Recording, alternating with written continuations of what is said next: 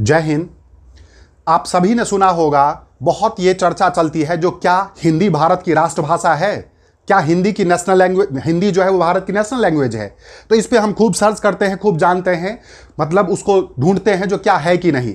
आज आप बस ये 3 मिनट का शॉर्ट्स देख लीजिए, आपको ये सारी चीजें क्लियर हो जाएगी। दूसरी बात, किसी भी कंपटीशन में, किसी भी एग्जाम में जो भाषा से, लैंग्वेज से संबंधित कोई भी जो क्वेश्चन आते हैं वो क्लियर हो जाएगा। और यदि वैसे भी आप जीके को इंटरेस्ट से देखते हैं, जानते हैं, समझते हैं, पढ़ते हैं तो भी आपके लिए काम आएगा। तो आप भाषा के बारे में सारी चीजों, मात्र 3 मिनट का ये शॉर्ट्स देखिए और चीजों को कवर कीजिए। हम भाषा की बात करें तो हमारे संविधान में 8th अनुसूची, मतलब 8वीं अनुसूची 8th शेड्यूल के तहत भाषा का प्रोविजन है। एक्चुअली जैसे हमारे संविधान में आर्टिकल होता है उसी तरह से हमारे संविधान में अनुसूची भी है और 8वीं अनुसूची के तहत जो है भाषा का प्रोविजन है।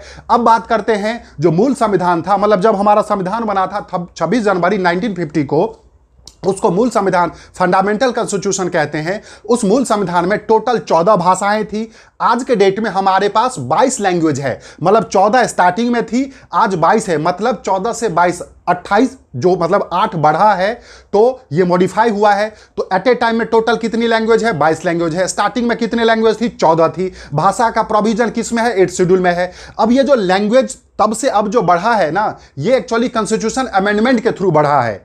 हमारे भाषा को लेकर के हमारे देश में 3 कॉन्स्टिट्यूशन अमेंडमेंट हुए हैं। एक हुआ था 21st कॉन्स्टिट्यूशन अमेंडमेंट, दूसरा हुआ था 71st कॉन्स्टिट्यूशन अमेंडमेंट और तीसरा हुआ था 92nd कॉन्स्टिट्यूशन अमेंडमेंट। देखिए, 21वां संविधान संशोधन 1967 के तहत, 21वां संविधान संशोधन 1967 के तहत सिंधी को 15वें भाषा के तौर पे जोड़ा गया था। क्योंकि क्या बताया था, फंडामेंटल में 14 भाषा थी, तो पहली बार किसको ऐड किया गया भाषा के तौर पे, शेड्यूल लैंग्वेज के तौर पे? तो सिंधी को। इसलिए क्वेश्चन बहुत बार आता है, जो पहली बार कौन सी भाषा ऐड की गई थी? तो सिंधी। कौन? तो 15वें के तौर पे कब? 21वीं संविधान संशोधन 1967 में। उसके बाद आगे बात करते हैं 71st कॉन्स्टिट्यूशन अमेंडमेंट 1992 को 3 भाषा ऐड की गई थी, कोंकणी, मणिपुरी, नेपाली। तो 15 और 3 18 हो गए। उसके बाद 92nd कॉन्स्टिट्यूशन अमेंडमेंट 2003 को डोगरी, बोडो, मैथिली और संथाली 4 को ऐड किया गया था। इस हिसाब से 14 से क्या हुआ, मतलब जो है वो टोटल 8 होकर के 22 हो गए।